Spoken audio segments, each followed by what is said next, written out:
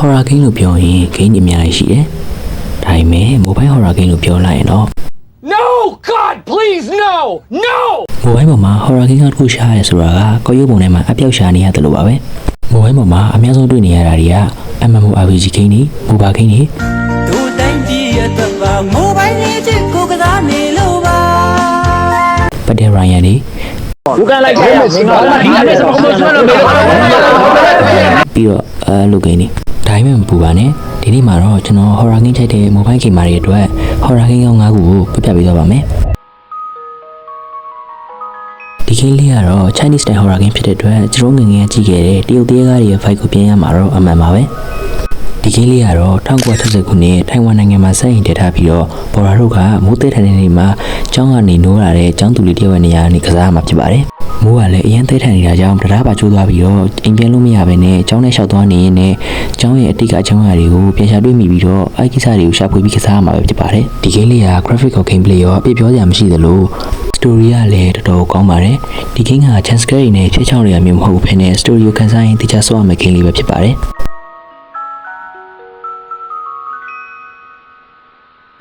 ဒီ game လေးကတော့ဒီဗီဒီယိုထဲမှာ graphic ကောင်းဆုံး game လေးပဲဖြစ်ပါတယ်သူ့ရဲ့ graphic က mobile game လို့ခေါ်ရလာတော့ပြန်ပြီးမိကုန်းထုတ်ရမယ့်အနေအထားမှာရှိပါတယ်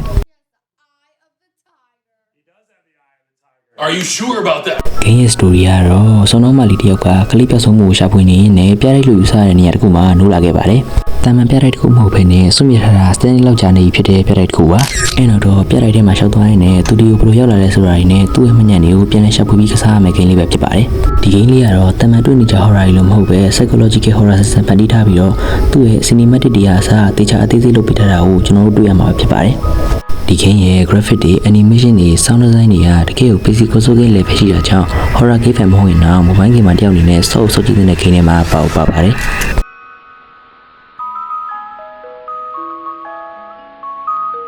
ဒီ game လေးကတော့ကျွန်တော်ည7နာရီလောက်ကြီးစမ်းစောကြည့်အောင်ပါပဲမစောရဲလို့ပြန်ထွက်လာခဲ့ရတဲ့ game လေးဖြစ်ပါတယ်ဒီ game ရဲ့ဇာတ်လမ်းလေးကတော့အိန္ဒိယရွာလေးတစ်ရွာမှာလင်မယားနှစ်ယောက်ကအိမ်တော်ပြုခဲ့ကြတယ်အဆအအရာအဆင်ပြေနေပြီလို့ထင်ရပေမဲ့ကန်တရားကြီးကတော့သူတို့ဘောကိုရက်ဆက်ခဲ့ပါတယ်ဇနီးဖြစ်သူကိုမကောင်းစွာတကောင်ဝင်ရောက်ပုတ်ကတ်သွားခဲ့ပြီးတော့တိမ်လုံးထွက်ပြေးရဲ့အနေအထားတွေကိုရောက်သွားခဲ့ပါတယ် Oh hell no! ဒီနေရာမှာကစားမဲ့ဘော်ဒါတို့ရဲ့အခန်းကဏ္ဍရရှိလို့လာခဲ့ပါတယ်ဘော်ဒါတို့ကဇနီးဖြစ်သူကိုဝင်ရောက်ပုတ်ကတ်နေတဲ့မကောင်းစွာကိုနှိမ့်ထုတ်ရမယ်ဘယောဂဆရာရဲ့နေရာကနေကစားရမှာဖြစ်ပါတယ်ဒီဂိမ်းမှာအဓိကဖျက်ချောင်းနေတာကတော့ sound design ပါ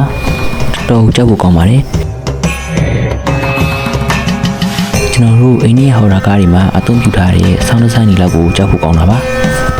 ဒါကြောင့်ဒီဂိမ်းဆော့နေတဲ့အချိန်ဆိုရင်အိန္ဒိယဟော်ရာကားတွေကိုရောက်သွားတဲ့ခံစားချက်ကိုရရှိစေမှာပဲဖြစ်ပါတယ်ဘောလီဝုဒ်ကဟော်ရာမူဗီကိုကြိုက်တဲ့သူတွေအတွက်ကတော့ဒီဂိမ်းကတကယ်ကိုကွက်တီပါပဲ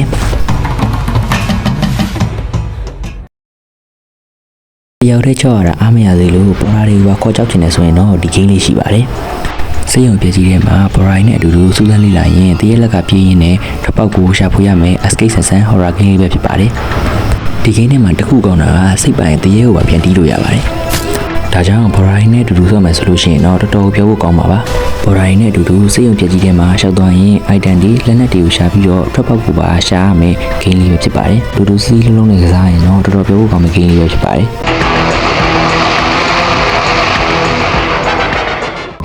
ဘော်ရိုင်းနဲ့စိတ်ုံထဲမှာကြောက်တာမှအားမရလို့တခြားနေရာတွေတော့ကြောက်ချင်တယ်ဆိုလို့ရှိရင်တော့ဒီ game လေးရှိပါတယ်